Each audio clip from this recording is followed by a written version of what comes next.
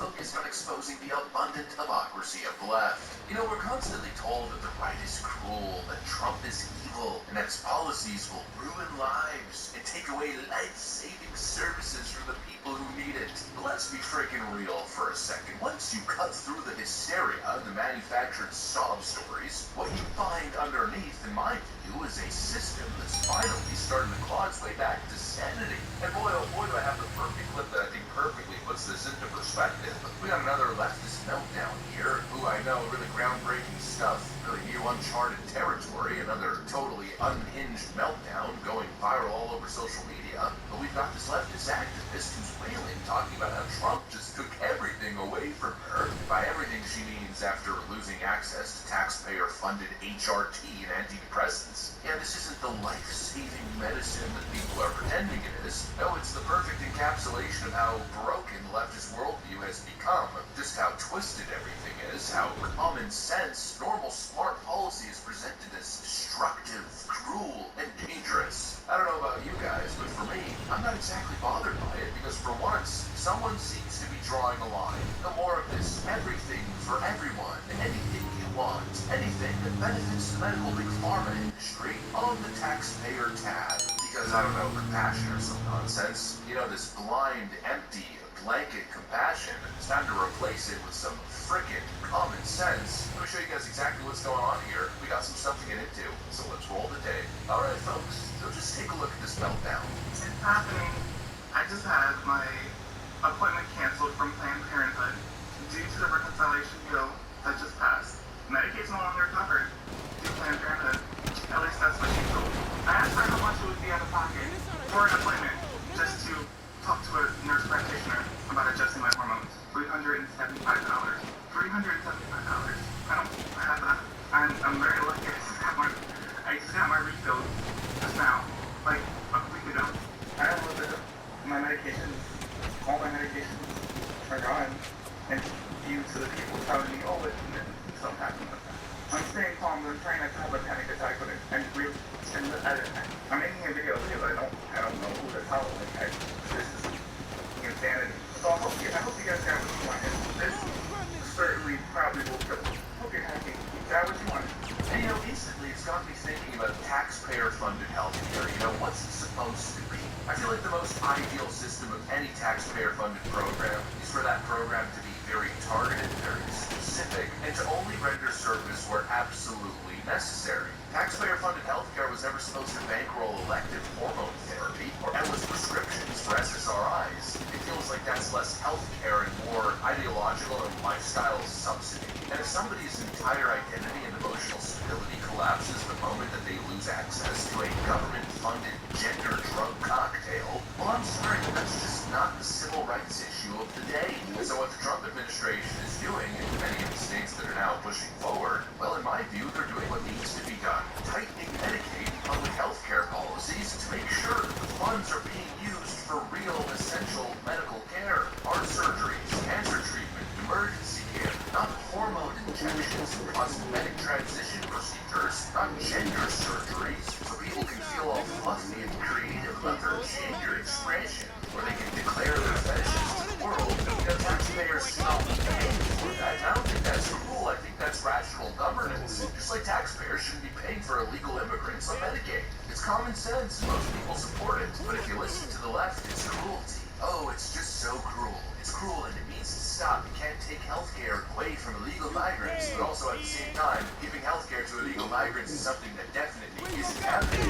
I think it's political analysis is wrong. I don't think it's unpopular at all to try to reform an entitlement program to save it for the people who need it, to keep illegal aliens from getting welfare or benefits they shouldn't be getting, to encourage people to go to work. I don't think these things should be shied away from. I don't know that is true. First of all, I think Medicaid is exactly true. It's exactly what's in the bill. Federal law prohibits undocumented immigrants. Why are one of the big immigrants? Let me explain the fact. Is it or not? Let me explain. It's not. No, you are lying. No, that's not. It is not true. Hang on a second. Medicaid is it's political suicide for Republicans. I think it's political suicide to come on as a member of Congress and lie about what's illegal. People benefit from Medicaid are senior citizens and those with disabilities. And that's why Medicaid funding goes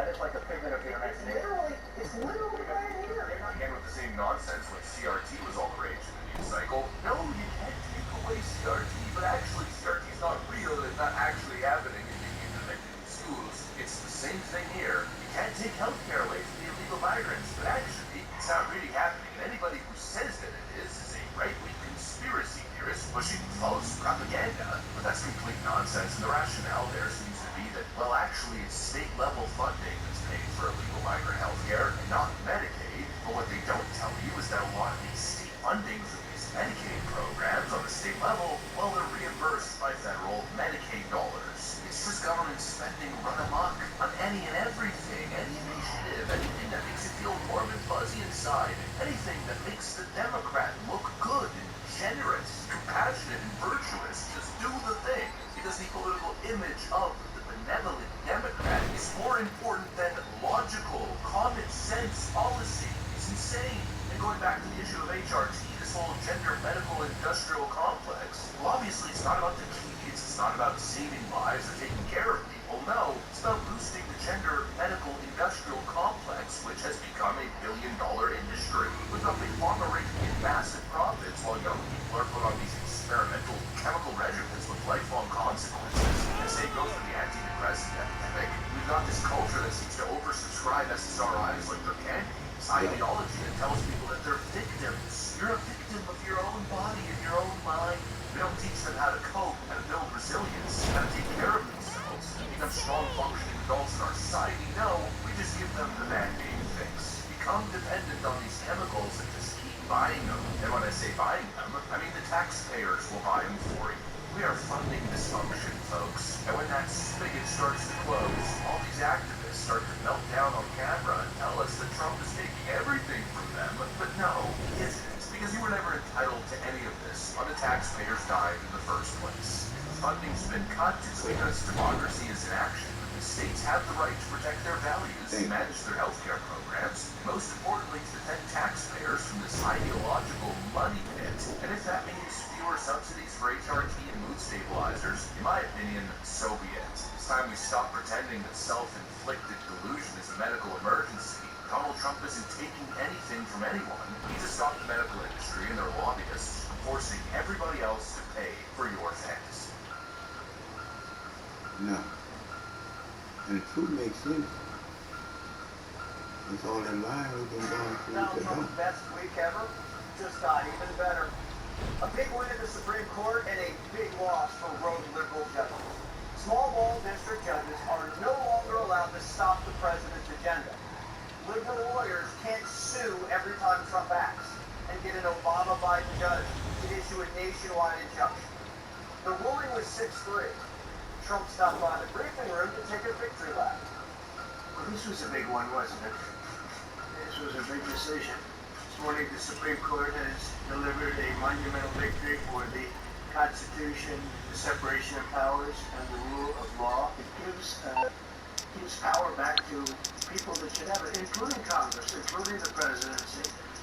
And it only takes bad power away from judges. It really doesn't it takes bad power, sick power, and unfair power. And it's really going to be, this is a very monumental decision. Bonnie was there, and she said the nation just got a lot safer. You should all feel safer now that President Trump can deport all of these gangs, and not one district court judge can think they're an emperor. Hey, how can I help? This administration, his executive powers, Coming up. the people of the United States elected him. Among other things, rogue judges were stopping Trump from eliminating birthright citizenship. So after this ruling, birthright citizenship is getting fast-tracked to the Supreme Court. Justices hear the case in October.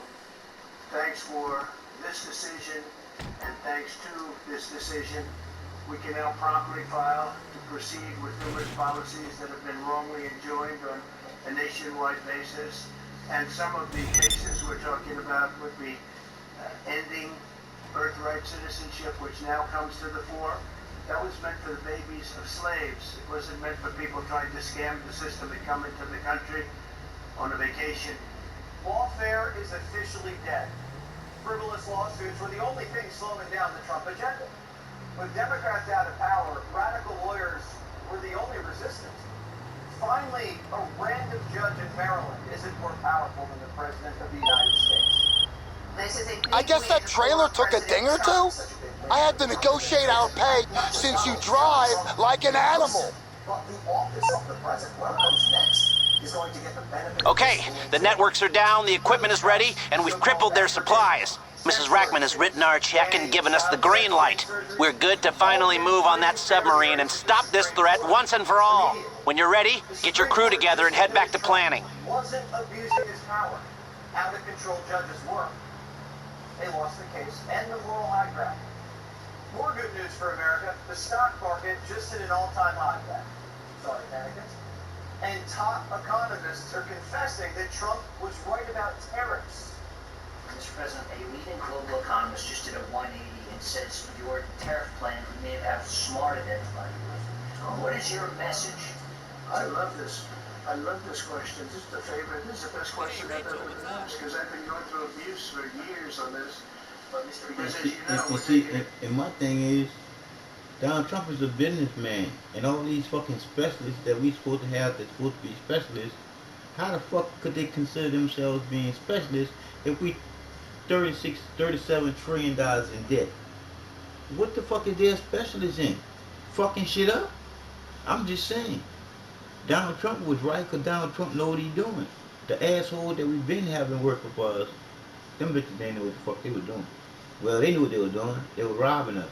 That's what they were doing. I'm just saying. I'm just glad